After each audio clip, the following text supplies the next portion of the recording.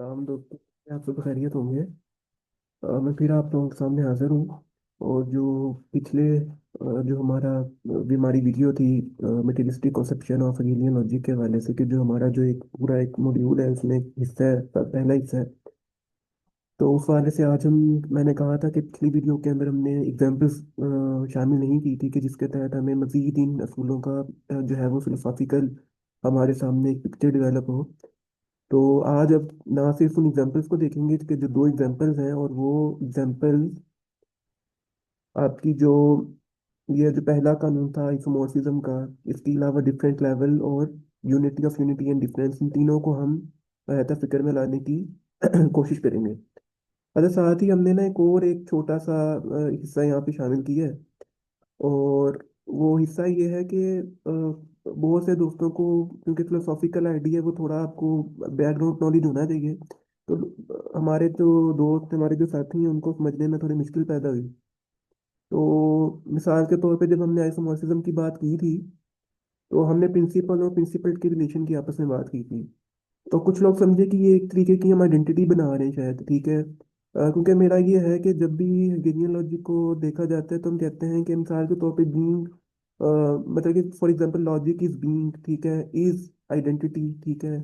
और यूं ही हम लेके चल पड़ते हैं, इज नेचर।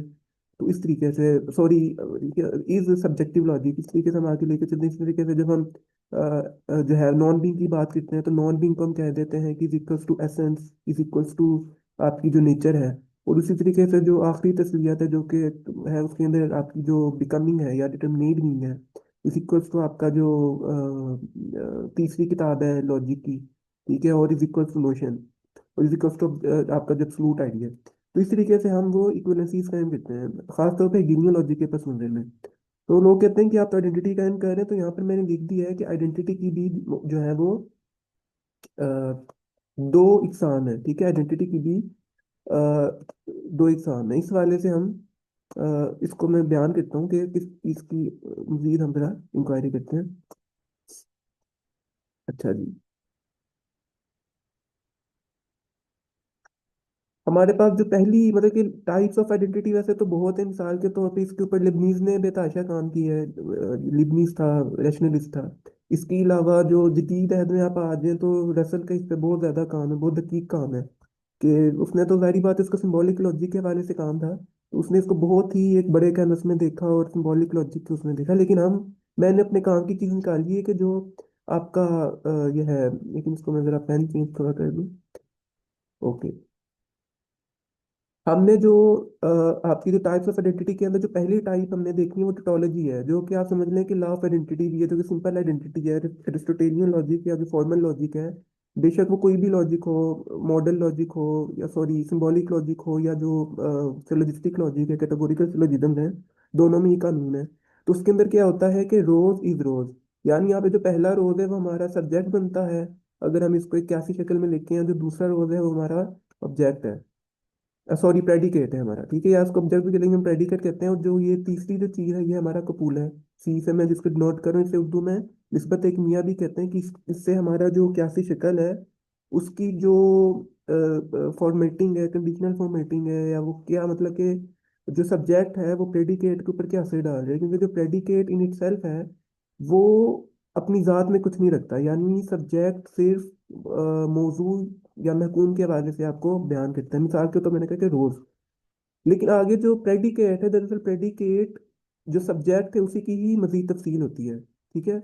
और जो कपूला होता है वो इन दोनों के दरमियान एक नेसेसरी रिलेशनशिप कायम करता है। मिसाल के तौर पे जब एक डिकार्ट का एक मशहूर मकूला है जो मॉडर्न फिलोसफी का बानी है, कि I think therefore I am.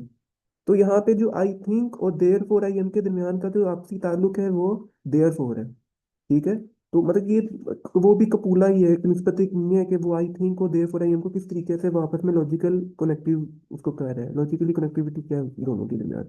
तो ये सिंपल टोटोलॉजी है कि जिसके अंदर आपकी जो इनको हम कह देते हैं कि एक एनालिटिक, मतलब कि एक ये जो मैंने एक लिखा है आपका जो प्रेडिक सेलोजिज्म है, सेलोजिज्म कह रहा हूँ, प्रोपोजिशन है आपका जो, कि जिसके अंदर आपके जो प्रेडिकेट के अंदर ही आपका सब्जेक्ट के अंदर ही आपका प्रेडिकेट मौजूद होता है। यानी आप प्रेडिकेट को जो है आपकी प्रोपोजिशन में लगाने के बाद कोई नई चीज सब्जेक्ट के हवाले से नहीं निकालते।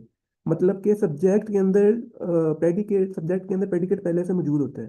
ठीक है, तो रोज रोज ये टोटोलॉजी है, और ये लॉ ऑफ आइडेंटिटी भी है, ये तो सबको पता होगा। दूसरा जो, और इस, हम जब हेगेलियन लॉजिक को बयान करते हैं और जब इज लगाते हैं ना कि being is logic, is identity, is subjective, इस तरीके से हम जो इक्विवेलेंसी कायम करते हैं, तो हमारी इससे ये मुराद नहीं होती, ये वाली टोटोलॉजी मुराद नहीं होती। हमारी जो टोटोलॉजी मुराद होती है, या उसको टोटोलॉजी में आते हैं, उसे कहते हैं कि इक्विवेलेंसी, इक्विवेलेंसी यानी है हम नेसेसरी रिलेशनशिप कायम करते हैं सब्जेक्ट एंड ऑब्जेक्ट के दरमियान। मिसाल के तौर पे यहाँ पे रोज इज रेड। देखिए यहाँ पे हमें एक नई बात पता लगी, रोज इज रोज से हटते हुए रोज इज रेड। ठीक है, मिसाल के तौर पे यहाँ पे रोज आपका जो है वो सब्जेक्ट है, और जो आपका रेड है वो आपका प्रेडिकेट है। ठीक है, रोज जो है वो आपका एक तरीके से एक सब्सटेंस है। ठीक है, और जो रेड है वो आपका प्रेडिकेट है, और ये एक क्वालिटेटिव एस्पेक्ट है। ठीक है, ये इसके अंदर जो कूला है वो क्वालिटी है। इसके अंदर हमने अभी तो इसकी कोई क्वांटिटी के बारे से बात नहीं की। और इस वही जो है वो हमारा कपूला है। तो जब हमने यहाँ पे प्रिंसिपल और प्रिंसिपल की खास तौर पे बात की थी, तो हम ये चाहते थे कि जो, मतलब कि हमने फिर मजीद आपको भी बताया था कि जो प्रिंसिपल है, कि प्रिंसिपल्ड है, सॉरी, ठीक है, जो प्रिंसिपल्ड है ना, कि जिसके ऊपर लागू होगा वो प्रिंसिपल, दरअसल वो तस्वुर अक्ल है। मिसाल के तौर पे जो प्रिंसिपल्ड है वो तस्वुर अक्ल है, कि जो मैनीफोल्ड है ना, ठीक है, मैनीफोल्ड है। ठीक है, ये दरअसल तस्वूर अकल के तहत इनकी कुलियत बनेगी, अलग अलग ही कोई हैसियत नहीं रखते। दूसरी तरफ जो प्रिंसिपल इन इट सेल्फ है, वो दरअसल जो है वो अक्ल महज है। ठीक है ना, तो इन दोनों के मतलब कि जो प्रिंसिपल है, वो यहाँ पर आप समझ लें कि सब्जेक्ट है, और जो प्रिंसिपल है वो ऑब्जेक्ट है, और वो प्रेडिकेट है। यानी जो प्रिंसिपल को प्रिंसिपल जगह मुहैया कर रहा है। यानी जो प्रिंसिपल के पास, क्योंकि अपना तो कुछ नहीं है, तो वो बाहर की तरफ रिफ्लेक्ट होता है। बाहर से आपको समझाने के लिए कह रहा हूँ, हालांकि हमने पिछले उसमें आप देखिए, हमने कहा था कि इंटरनल रिफ्लेक्शन होती है, कि प्रिंसिपल जो है वो प्रिंसिपल को, आप समझ लें, स्पेस मुहैया कर रहे हैं, इंटरनल स्पेस। ठीक है ना जी, वो इमीडिएट एक्सटर्नैलिटी वो से मुहैया कर रहा है, कि जो प्रिंसिपल को जगह मिले और वो लागू हो मैनीफोल्ड्स के ऊपर। लेकिन जब वो जिस चीज पे लागू होगा, जो ही वो लागू होगा, क्योंकि जितनी मेथड है, तो प्रिंसिपल कन्वर्ट हो जाएगा तस्वीर अकल की तरफ। ठीक है, तो ये हमने बयान कर दिया कि जब भी हम आइडेंटिटी की बात करेंगे, या हम दो चीजों को आपस में मिलाने की कोशिश करेंगे पूरी हेगेलियन लॉजिक में, मैं अपनी बात कर रहा हूँ, वो उससे मुराद हुई कि हम एक इक्विवेलेंसी कायम कर रहे हैं, सब्जेक्ट एंड ऑब्जेक्ट का आपस में एक तरीके का रिलेशन जो है वो हम कायम कर रहे हैं। ठीक है, इससे मुराद हमारी सिर्फ सिंपल टेटोलॉजी या लॉ ऑफ जो आइडेंटिटी है वो मुराद नहीं है। ठीक। अच्छा, अब ये हमारा आज का असल काम है। आपको ये नजर आ रही होगी स्क्रीन। हमने एग्जांपल्स लेनी है। जो हमने तीन कानून ऊपर देखे थे, पहला कानून तो आपको पता लग गया कि प्रिंसिपल और प्रिंसिपल का रिलेशनशिप। उसके बाद डिफरेंट लेवल की रियलिटी जो है वो डिफरेंट लेवल्स के ऊपर काम करती है, और उसके अंदर हमने देखा था कि affirmative, negative, negation of the negation, और इमीडिएट, मतलब कि यहाँ पर भी जो हमने ये कायम किया था ना, ये भी समझ लें कि तरीके का सब्जेक्ट ऑब्जेक्ट रिलेशनशिप है। ठीक है, ये इमीडिएट जो है, इक्विवेलेंसी नहीं है कि दोनों वर्ड एक जैसे हैं, बल्कि जो अफर्मेशन है, मिसाल के तौर पे अफर्मेशन आप लगा लें, यहाँ पे बीइंग है। ठीक है, और जो निगेशन है वो यहाँ पर इसका नॉट बी है, यानी नॉट बी है। और यहाँ पर जो आपकी डिटर्मिनेशन होगी वो बिकमिंग के अंदर होगी। तो ऐन मुमकिन है कि ये जो बीइंग है, ठीक है, ये जो सिंपल बीइंग है, इस सारी बीइंग के अंदर जो है वो ये तीनों मूवमेंट्स होते हैं। ठीक है, और उसके अलावा इस नॉट बी के अंदर तमाम के तमाम ये मूवमेंट्स फिर से आएंगे, लेकिन इनकी जगह बदल जाएगी, इनकी जो सब्सटेंशियल नेचर है वो बदल जाएगी। बिकमिंग के अंदर भी ये तीनों की तीनों मूवमेंट्स हैं। देखिए, आप जब पिछले उसमें जाएंगे तो आपको ये समझ आ जाएगा। अभी सारी बात है, मुझे इंजीनियर लॉजिक को डायसेक्ट नहीं कर रहे हम, हमारे पेश नज़र दूसरी बात है। ओके, तो अब यहाँ पर हमने मिसाल लेनी है। लेकिन जब भी हम कोई चीज़ देखते हैं, अच्छा मैं पहले बता दूं कि ये मिसालें भी हेगेलियन लॉजिक में से हैं, और ये तमाम मिसाल के तौर पे ग्राउंड एंड एग्जिस्टेंस, ये कैटेगरी है। ठीक है, हेगेलियन लॉजिक में। उसी तरीके से कोरिलेशन एंड एक्चुअलिटी, ये भी कैटेगरी है हेगेलियन लॉजिक में। और इन तमाम कैटेगरीज का ताल्लुक एसेंस के साथ है, जो हेगेलियन लॉजिक की दूसरी किताब है उसके साथ इनका ताल्लुक है। ओके, तो पहले हम ग्राउंड एंड एग्जिस्टेंस की बात करते हैं। पहले हम इसको इनको एक्सप्लेन करेंगे, उसके बाद फिर हम आपको बताएंगे नीचे कि ये आइसोमोर्फिज्म, डिफरेंट लेवल, और जो unity of unity and difference है, ये दोनों मिसालें किसके साथ मतलब कि किसकी इक्विवेलेंट है, कि किस चीज किस नोशन की हम आपको एग्जांपल दें कि जो ऊपर जो हमने एक्सियम्स बयान किए वो कौन कौन से एक्सियम्स इन दोनों के साथ आते हैं। क्योंकि पहले हम समझ लें और फिर आप भी देखें कि आपको बात समझ आई है कि नहीं। अच्छा, हम कोई भी चीज मिसाल के तौर पे दुनिया में देखते हैं ना, तो उसका एक एग्जिस्टेंस होती है। मिसाल के तौर पे मेरे पास अभी कोई ऐसी चीज नहीं है कि मैं आपको, मिसाल के तौर पे एप्पल है, ठीक है। अब एप्पल है तो वो एप्पल हमें एग्जिस्टिंग एग्जिस्टेंस है, ठीक है, लेकिन उसके साथ उसका पूरा एक बैकग्राउंड है। आपने अपने बचपन में वो परसीव किया आपने, फिर सबसे पहले तो आपको उसका मटेरियल एस्पेक्ट नजर आया। और मटेरियल एस्पेक्ट भी आपको क्या नजर आया, उसका आपको मैटर नजर आया। ठीक है, आप कहते हैं कि अच्छा ये मैटर तो मुझे नजर आ गई, यानी मिसाल के तौर पे टेबल है, ये भी मैटर है, सेब भी मैटर है।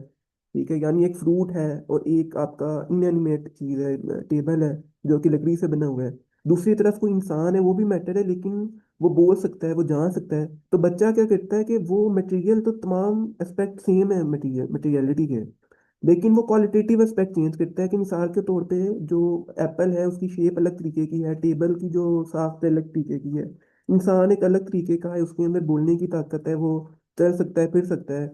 तो बच्चा उस इंसान को अपने साथ रिलेट कर लेता है, यानी वो एक एब्स्ट्रक्शन कायम करने की तरफ जाता है, और वो सूरतों को, जो फॉर्म है यानी अशिया की जो फॉर्म है उनको दर्ज करता है।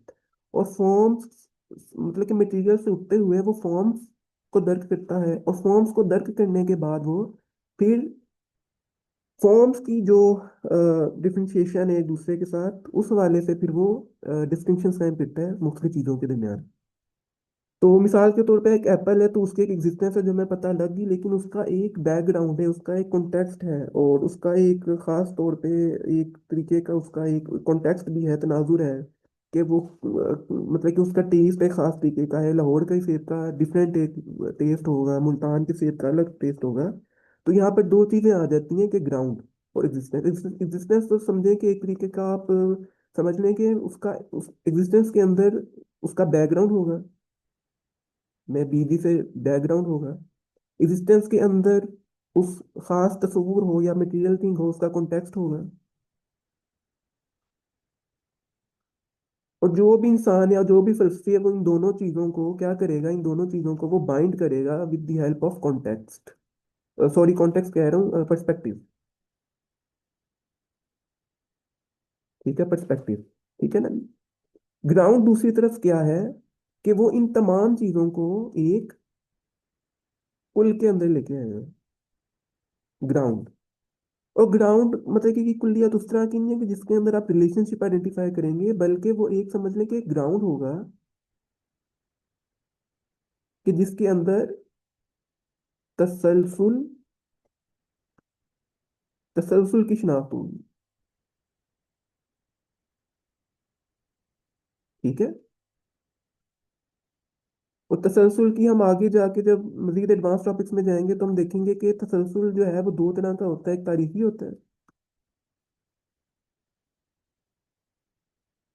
और एक मंतकी होता है। ठीक है, एक तारीखी होता है और एक मंतकी होता है। तो यहाँ पे जो ग्राउंड है दरअसल वो तसलसल की शिनाख्त है। ठीक है, कि मेरे तक कोई एक चीज पहुंची है, कोई एक शेय है, ठीक है, मतलब कि वो है तो मटेरियलिटी उसके अंदर वो मीडिएटेड है, लेकिन जो उसके साथ तस्वूराती शनाख्त है वो हमें उसका तसलसल से पता लगा कि वो किन किन मराहल से गुजर के हम तक पहुंची। इसके अंदर मार्क्स के हवाले से देखें तो उसके अंदर किस किस तरीके की मोड्स ऑफ प्रोडक्शन है। मिसाल के तौर पे एप्पल जो है वो तो एक नेचुरल चीज़ है, उसको आप इमीडिएट भी आप शनाख्त हासिल कर लेंगे, आप उसको खाएंगे, उसके साथ एक वैल्यू अटैच्ड है। लेकिन मिसाल के तौर पे मोबाइल फ़ोन है। अब इन इटसेल्फ जो मोबाइल फ़ोन है उसके अंदर भी मजीद डाइकोटमी है कि एप्पल का है यानी आईफोन है, और एक सैमसंग है, और एक लिनोवो है। लिनोवो चले उसका मोबाइल नहीं आता तो आप सैमसंग कह लें। तो मतलब कि एप्पल और सैमसंग के दरमियान जो है वो क्या ताल्लुक, नहीं है तो दोनों एक ही चीज़ है, लेकिन उनकी प्राइस डिफरेंस बहुत ज़्यादा है। ठीक है, सैमसंग के अंदर भी उनके फ्लैगशिप फोन हैं और उनके फिर इकोनॉमिक इकोनॉमिक फ़ोन है कि जो हर कोई ले सकता है, 20-30 हज़ार, 40-50 हज़ार की रेंज में, और एक उनके फ़ोन है कि जो 3-4 लाख के हैं। तो दोनों की दोनों कमोडिटीज़ हैं, लेकिन वो तीन ईयर में से हम तक पहुंची कि मिसाल के तौर पे वो आसमान से आ गई हैं। तो हमें पूरे उसके पीछे रिलेशनशिप देखना पड़ता है कि भाई हाँ ये कमोडिटी है, और ये एक दूसरे से ज़्यादा कैसे, कंपनी तो एक ही बना रही है, मॉडल मतलब कि साख्त भी एक जैसी है, लेकिन अंदर मतलब कि बाकी जो उसके स्पेसिफिकेशन है वो डिफरेंस है, एक्सेट्रा एक्सेट्रा। तो हमें वो देखना पड़ेगा। तो ग्राउंड इस तरीके से बहुत अहम चीज है। ठीक है, तब होता क्या है कि मैंने इसको अलग अलग क्यों बयान किया। ठीक है, अब हमने ये तो देख लिया कि जो ग्राउंड है और एग्जिस्टेंस, इन दोनों का आपस में ताल्लुक होगा, ग्राउंड का और एग्जिस्टेंस का। ठीक है, मिसाल के तौर पे ग्राउंड हमेशा एग्जिस्टेंस की तरफ इशारा करेगा। ठीक है, ग्राउंड जो है वो हमेशा एग्जिस्टेंस की तरफ इशारा करेगा। मिसाल के तौर पे अगर मैं एप्पल का आईफोन ले लेता हूँ और एक सैमसंग का फ्लैगशिप फोन ले लेता हूँ, तो उनकी ग्राउंडिंग है, उनका बैक, उनकी ये खास किस्म की एक समझ लें कि उनका बैकग्राउंड है, उसका कॉन्टेक्स्ट है। ठीक है, और ये भी एक डायलेक्टिकल रिलेशनशिप के अंदर हमारे सामने आता है। ठीक है, मिसाल के तौर पे ग्राउंड एग्जिस्टेंस की तरफ जो है वो इशारा करेगी, और जो एग्जिस्टेंस है वो ग्राउंड की तरफ इशारा करेगी। ठीक है, तो ये इनका इंटरप्ले आपस में होगा। लेकिन यहाँ पे मसला क्या पैदा होता है कि इन दोनों का जो आपसी ताल्लुक है वो अभी तक इमीडिएट है। मिसाल के तौर पे हर एक ग्राउंड का, हर एक एग्जिस्टेंस का महज एक ही ग्राउंड होगा। ठीक है, और हर एक ग्राउंड महज एक ही एग्जिस्टेंस की तरफ इशारा करेगा। ये आपस में इंटरप्ले नहीं हो सकते। मिसाल के तौर पे हमने देखा कि एक ग्राउंड का एक एग्जिस्टेंस होगा, एक एक एग्जिस्टेंस का एक ही ग्राउंड होगा। लेकिन ये नहीं हो सकता कि एक ग्राउंड के मल्टीपल एग्जिस्टेंस हो। ये नहीं हो सकता, या ये भी नहीं हो सकता कि एक एग्जिस्टेंस के मल्टीपल ग्राउंड हो। ठीक है, ये तमाम का तमाम जो है वो ये नहीं हो सकता। ठीक है, तो यहाँ पे एक इमीडिएट रिलेशनशिप कायम होता है ग्राउंड और एग्जिस्टेंस के दरमियान। ठीक है, इसीलिए मैंने इनको अलग अलग दायरों के अंदर बंद किया है। ये अलग अलग अपनी शिनाख्त करवाते हैं। दूसरी तरफ हमारे पास एक और एग्जांपल आ जाती है, कोरिलेशन एंड एक्चुअलिटी की। ये ग्राउंड एंड एग्जिस्टेंस से एक बड़ा कॉन्सेप्ट है, एक वसी कॉन्सेप्ट है। इसके अंदर ज्यादा कंक्रीटनेस है, इसके अंदर ज्यादा रिलेशनशिप की मेजरमेंट हो सकती है। ठीक है, मिसाल के तौर पे मैंने यहाँ पे G1 और E1 लिखा, G2 E2, G3 E3, लेकिन अलग अलग इनका मैंने पेयर बनाया। लेकिन यहाँ पर आप जब देखेंगे तो सी के साथ मैंने कोई नंबर नहीं लिखा। ठीक है, यानी C stand for correlation and actuality stand for A. C के साथ मैंने कोई नंबर नहीं लिखा, लेकिन मैंने A1 एक्चुअलिटी वन और एक्चुअलिटी टू इनके साथ मैंने नंबर डिफाइन कर दिया। क्यों? क्योंकि जो इनका आपसी ताल्लुक, मिसाल के तौर पे यहाँ पे क्या था कि जो ग्राउंड था उसके साथ में से एक ही एग्जिस्टेंस आ सकती थी, और एग्जिस्टेंस भी रिफ्लेक्ट बैक कर सकती थी एक ही ग्राउंड की तरफ। यहाँ पे क्या है, यहाँ पे अलग मामला है कि एक कोरिलेशन, कोरिलेशन जैसे आपको वर्ड ही पता लग रहा है कि जो कोरिलेशन है वो दो एक्चुअलिटीज या इससे भी ज्यादा एक्चुअलिटीज को जो है वो अपनी कॉन्सेप्ट के अंदर मीनिंगफुल बना सकता है। ठीक है, तो यहाँ पे कोरिलेशन की हद नहीं है। मिसाल के तौर पे यहाँ पे मैंने अभी एक कोरिलेशन लिखा, हो सकता है कि इसके साथ मजीद एक कोरिलेशन अटैच और उसके साथ मजीद फिर टू एक्चुअलिटीज अटैच हो। तो ये मुमकिन है।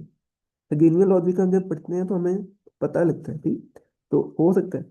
तो एक्चुअलिटी से आप मुराद ले लें कि जो चीज़ मतलब कि आपके सामने ज़ाहिर हो चुकी है और उसको इंसान ने रियलाइज कर लिया है।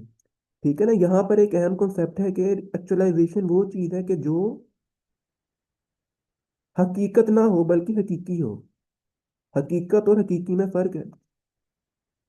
हकीकत तो एक समझ लें कि उसके नज़दीक, हेगल के नज़दीक, वो भी एक वल्गर कॉन्सेप्ट है। हकीकत कोई चीज़ नहीं रखते बल्कि हकीकी होती है, और वो हकीकत की मतलब कि हकीकी वो चीज़ होती है कि सब्जेक्ट जिस चीज़ को हकीकी कहे, यानी सब्जेक्ट जिस चीज़ की रियलाइजेशन हासिल कर ले, दरअसल वो हकीकी है और वो एक्चुअल है, वही एक्चुअलिटी है। ठीक है, और मिसाल के तौर पे हम एक और इसके मिसाल ले सकते हैं जो कि आपको थोड़ा इंट्यूशन आपका स्ट्रॉन्ग है। कॉज, एक्चुअलिटी वन को आप कॉज ले लें और एक्चुअलिटी टू का आप इफेक्ट ले लें। ठीक है, और इन दोनों का आपस में डायलेक्ट्रिकल रिलेशनशिप है। कॉज इसलिए कॉज है क्योंकि कॉज दरअसल अफेक्ट का कॉज है। मिसाल के तौर पे अगर कॉज ना होता तो इफेक्ट भी ना होता। उसी तरीके से इफेक्ट इसीलिए इफेक्ट है क्योंकि वो इफेक्ट का कॉज है। अगर इफेक्ट ना होता तो कॉज भी ना होता। तो ये इनका एक कैजुअल रिलेशनशिप बन रहा है आपस में। ठीक है, और इसके अंदर कॉजुअल रिलेशनशिप क्या है कि इन दोनों चीजों को एक कैजुअल जो लॉ है, मतलब कि मैंने अब बता दिया नाम, वो इन दोनों को आपस में बाइंड कर रहेगा। और वो पूरी कैटेगरी है गिनियल लॉजिक में। हम कहते हैं कि ये कोरिलेशन जो मैंने सी डॉट डॉट डॉट लिखा हुआ, इनके इनफिनाइट पॉसिबिलिटीज हो सकती हैं। अब ये इंसान के ऊपर है कि इंसान या कोई माशरा है वो उन तमाम पॉसिबिलिटीज में से किस पॉसिबिलिटी को एज अपॉर्चुनिटी अटेन करके उसकी बाइंड कर देता है, दो कॉज एंड इफेक्ट का मतलब कॉजुअल लॉ बना के उनको आपस में कोरिलेट कर देता है। ठीक है, तो इसमें क्या था कि ग्राउंड एंड एग्जिस्टेंस के अंदर कि वो सिर्फ एक पेयर अपने अंदर इंटरप्ले हो सकता था। कोरिलेशन एंड एक्चुअलिटी में क्या हुआ कि एक पेयर एक दूसरे के साथ सिर्फ मतलब कि वो इंटरप्ले नहीं कर सकता, बल्कि जो वसी तनाजुर के अंदर चीज़ों को देखा जा सकता है। यानी हम एक जो कॉज है उसको दूसरे इफेक्ट के साथ रिलेट करके उनका आपस में कोरिलेशन कायम कर सकते हैं, उससे हम थोड़ी चीज़ें बना सकते हैं। ठीक है, मिसाल के तौर पे इनके एक और अगर हम मिसाल इसमें लें तो वो होगी ग्राउंड एंड रेजिस्टेंस को आप कह लें कि ये क्वालिटी है, और जो कोरिलेशन एंड एक्चुअलिटी है वो प्रॉपर्टी के इक्विवेलेंट है। ये भी कैटेगरीज हैं दो। ठीक है, हम अभी समझने के लिए उसको हम समझने बता रहे हूँ।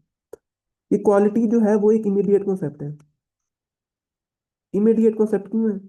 क्योंकि इमीडिएट कॉन्सेप्ट इसलिए है क्योंकि मिसाल के तौर पे सेब है ना, तो सेब की जो इमीडिएट क्वालिटी मुझ तक पहुंची वो सिर्फ मेरी सीइंग है, यानी मैं उसको सिर्फ देख रहा हूँ और उसको मैंने अभी चखा नहीं है, सिर्फ उसको मैं देख रहा हूँ। तो मुझे उसकी साफ, मैंने पहले मिसाल दी ना कि सूरत के जरिए मैंने उसको देखा। दूसरी तरफ जो प्रॉपर्टी है, जब बहुत सी क्वालिटीज, ठीक है, और उसके अंदर बहुत सी कंक्रीटनेस जब आ जाती है, उसके अंदर उसकी क्वांटिटी शामिल हो जाती है, मैं उसको काट सकता हूँ कि नहीं काट सकती, यानी वो डिविजिबल है कि इनडिविजिबल है, तो जो उसके अंदर जो कमियती साख्तें हैं उसको मैं दर्ज करता हूँ। तो उसके बाद प्रॉपर्टी का इस्तेखाज होता है। ठीक है, प्रॉपर्टी आपकी एक एसेंशियल कैटेगरी है। एसेंशियल कैटेगरी है। मिसाल के तौर पे पानी है, पानी की क्वालिटी क्या है कि वो गीला गिरती है, वो ट्रांसपेरेंट है, वो आपकी प्यास बुझाती है, यानी इमीडिएट जो उसकी आपके सामने एक जो एक यूटिलिटी है, ठीक है, वो क्या है कि वो आपको आपकी प्यास बुझाती है। तो वो एक तरीके की उसकी सब्सटेंशियल नेचर है। लेकिन जब हम प्रॉपर्टी की बात करेंगे तो वो उसकी एसेंशियल नेचर है कि हम उसके पानी के जरिए अपनी गाड़ी को भी धो सकते हैं, खुद अपने आप को साफ कर सकते हैं, और जदीद अहद में आके हम उससे बिजली बना सकते हैं। ना सिर्फ बिजली बना सकते हैं, बल्कि जो डेटा वेयर हाउसेज हैं कि जिसके अंदर अभी हम बात करें जूम के ऊपर, या गूगल के जो बड़े बड़े डेटा वेयर हाउसेज हैं, या एआई जो है उसको, मिसाल के तौर पे अभी जो 2025 अभी एंड है, तो इसकी मैं रिपोर्ट देख रहा था कि पूरी दुनिया में जो 8 बिलियन पीपल्स ने एनुअली जितना पानी पिया है, उतना पानी सिर्फ जो है वो यूएस एंड चाइना के अंदर जो आपके जो डेटा बेसिस हैं, जो आर्टिफिशियल वेक्टर डेटा बेसिस हैं, उनको ठंडा करने के लिए उतना पानी इस्तेमाल हुआ है। तो देखिए कितने फायदे। नहीं, पानी के बगैर हम डेटा वेयर हाउसेस को नहीं चला सकते, ठीक है, न्यूक्लियर प्लांट्स को नहीं चला सकते। तो बहुत अहम चीज़ है। तो ये प्रॉपर्टी यानी एसेंशियल नेचर है कि जब इंसान बाहर देखता है और को रिलेट करता है मुख्तलिफ चीज़ों को, मुख्तलिफ एक्चुअलिटीज़ है उनको कोरिलेट आपस में करता है, और एक चीज़ आपके सामने रखता है, तो ये पूरे माशरे जब तब्दील, एक इंसान का तो जारी बात है काम ये नहीं है, तो जो पूरे पूरे माशरों का एक पर्सपेक्टिव चेंज होता है ना। तो इसीलिए मैंने आपको ये भी बता दिया कि बैकग्राउंड कॉन्टेक्स्ट और पर्सपेक्टिव ये भी अहम चीज़ है। यानी आप, मैंने जो तमाम बातें बताई है ना आपको, इनको रिलेट करना आपका काम है। आपके अंदर भी अकल है, तो इन तमाम चीज़ों को जो एक रिलेशन इनका कायम करना वो आपका काम है। ठीक है, तो ये मैंने तमाम आपको बातें बता दी। अच्छा, अच्छा, इसके अंदर एक और बात भी चले हम बता दें कि यहाँ पे जो ग्राउंड है वो क्या है। यानी ग्राउंड यहाँ पे क्या है? ग्राउंड है यहाँ पे आइसोमोर्फिज्म, यानी ये जो ग्राउंड एंड एग्जिस्टेंस के अंदर हमारे सामने सिर्फ एक प्रिंसिपल आया, जो ये एक्सियम वन है। ये एक्सियम वन जो है वो हम तक पहुंचा है यहाँ पे। ठीक है, अच्छा, आइसोमोर्फिज्म था क्या कि प्रिंसिपल और प्रिंसिपल का आपसी ताल्लुक। तो यहाँ पर जो ग्राउंड है ना वो दरअसल आपका प्रिंसिपल है। अब मैं इसको रिपीट नहीं करूंगा कि प्रिंसिपल क्यों है, ये है वो आपको खुद देखना पड़ेगा। और जो एग्जिस्टेंस है वो प्रिंसिपल है। दोनों का आपसी जो ताल्लुक है वो इस तरीके से कायम हो रहा है। ठीक है, दूसरी तरफ जो है, क्योंकि अब हम ग्राउंड एंड एग्जिस्टेंस से आगे बढ़ते हुए अब हम एक तरीके की जो मजीद कंक्रीट अशकाल को देख रहे हैं, मजीद कंक्रीट किस्म के लॉजिकल स्ट्रक्चर्स को देख रहे हैं, तो कोरिलेशन एक्चुअलिटी आके, तो यहाँ पर भी रिलेशनशिप वही रहेगा। मैंने पिछली दफा भी बताया था कि relationships are always constant, terms vary करेंगी, तो यहाँ पर भी टर्म्स मुख्तलिफ होगी, लेकिन यहाँ पे जो कोरिलेशन है वो आपका प्रिंसिपल है, और जो एक्चुअलिटी है वो आपका प्रिंसिपल है। और ये कंक्रीट इसलिए ये यहाँ पे कंक्रीट इसलिए है as compare to ground and existence, क्योंकि यहाँ पर आपकी जो कोरिलेशन है वो सिर्फ एक ही एक्चुअलिटी के साथ कलमबंद नहीं है, बल्कि वो डिफरेंट एक्चुअलिटीज को एक साथ ला सकती है। जैसे मैंने मिसाल दी प्रॉपर्टी की, तो ये प्रॉपर्टी जो है वो कोरिलेशन एक्चुअलिटी की एक जिंदा मिसाल है, और जो ग्राउंड एंड एग्जिस्टेंस है वो क्वालिटी की। हालांकि जो एरिस्टोटेलियन लॉजिक है उसके अंदर तो क्वालिटी और प्रॉपर्टी के दरमियान वैसा फर्क नहीं है कि जैसा बारीक फर्क हम हेगेलियन करते हैं, हेगल ने हमें बताया।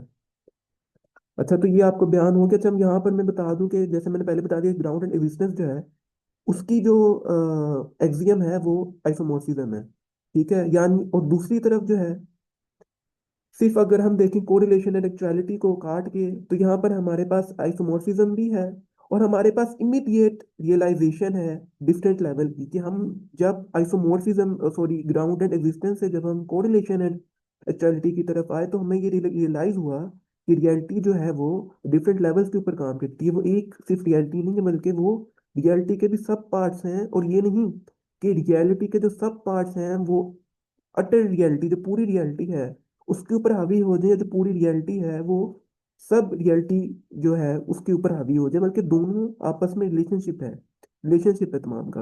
और हम किसी भी चीज की निगेशन नहीं कर सकते, बल्कि उसकी खास कॉन्टेक्स्ट, खास बैकग्राउंड में उसको स्टडी कर सकते हैं। और आफ्टर दैट स्टडी हम उसके साथ एक एक कोड, एक आप समझ लें कि हम उसके साथ एक पर्सपेक्टिव कायम कर सकते हैं, उसके साथ एक तनाजुर को कायम कर सकते हैं। ठीक है। और इस पूरी जब सर्कल को हम देखते हैं, एक अकल, यानी आप जब इस पूरे सर्कल को रियलाइज करेंगे, अभी तो हमने सिर्फ ये 4 कैटेगरीज का आपसे रिलेशनशिप कायम किया है, तो जब आप इसको दर्क करेंगे तो आपके पास एक ultimate reality, you are ultimate reality यहाँ पर मुंशफ होगी कि भाई ये तमाम के तमाम एक्सियम्स अतलाक होते हैं इन पे, क्योंकि इसके अंदर आइसोमॉर्फिज्म भी आ गया, इसके अंदर डिफरेंट डिफरेंट लेवल्स भी आ गए। और इन दोनों को हम आपस में कोरिलेट भी कर सकते हैं, यानी इन दोनों का हम with the help of deduction, देखिए इसके अंदर एक लॉजिकल कोहेरेंसी भी कायम कर सकते हैं। और इससे हमें ये साबित हुआ कि unity of unity and difference है।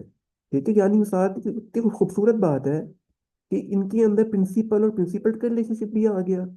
हमें ये भी पता लग गया रियलाइजेशन के बाद कि हम डिफरेंट लेवल्स के ऊपर काम कर रहे हैं, यानी रियलिटी जो है वो डिफरेंट डिफरेंट लेवल्स के ऊपर काम करती है। मजीद ये कि unity of unity and difference, कि जो डिफरेंट लेवल्स के ऊपर रियलिटी काम कर रही है, ये नहीं होता कि एक जो रियलिटी का हिस्सा है वो दूसरी रियलिटी के हिस्से पर हावी है, बल्कि तमाम चीजें एक कोहेरेंट होल के अंदर एक रिलेशनशिप्स के साथ काम कर रही हैं। अगर हमने इसमें तब्दीली भी करनी है ना, तो मटेरियल एस्पेक्ट के अंदर तो तब्दीली बाद में आएगी। मार्क्सिस्ट जो लोग हैं उनसे मैं थोड़ा माफी चाहता हूँ ये, क्योंकि हम अभी गिलियन उसमें बात कर रहे हैं।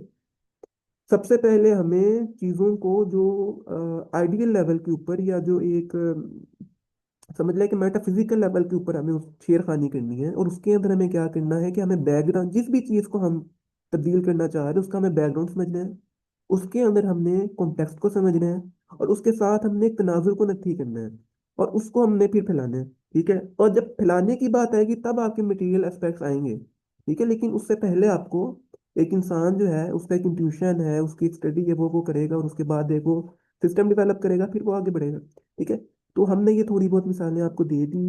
जो हमने ऊपर काम यहाँ से हमने शुरू किया था, हमने टाइप्स ऑफ आइडेंटिटी बता दी, और यहाँ पर भी जो हमने आपको ना ये काम बताया है कि ग्राउंड एंड एग्जिस्टेंस, यहाँ पर भी आप प्रिंसिपल और प्रिंसिपल का रिलेशनशिप तो है कि जो आइसोमोर्फिज्म है, साथ ही आप इसके अंदर सब्जेक्ट एंड ऑब्जेक्ट रिलेशनशिप भी बयान कर सकते हैं, क्योंकि हम क्योंकि डायलेक्टिकल वे में देख रहे हैं, तो हर सब्जेक्ट जो है वो ऑब्जेक्ट को हर ऑब्जेक्ट जो है वो सब्जेक्ट को जगह मुहैया करता है।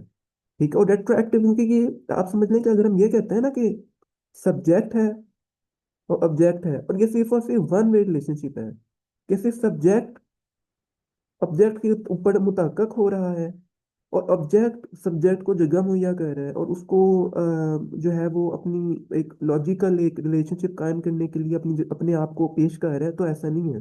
मिसाल के तौर पे आप समझ लेना कि हमारा जो इल्म है वो इल्म यही है कि जब एक शऊर जो है वो जब शय पर गालिब आ जाए, इस शय ने एक शऊर को जगह मुहैया की कि जिसके अंदर शऊर अपने आप को इंटरप्ले कर सके, ठीक है, अपने आप को फैला सके, अपनी जो उसकी एक रिफ्लेक्टिव एक्टिविटी है वो परफॉर्म कर सके।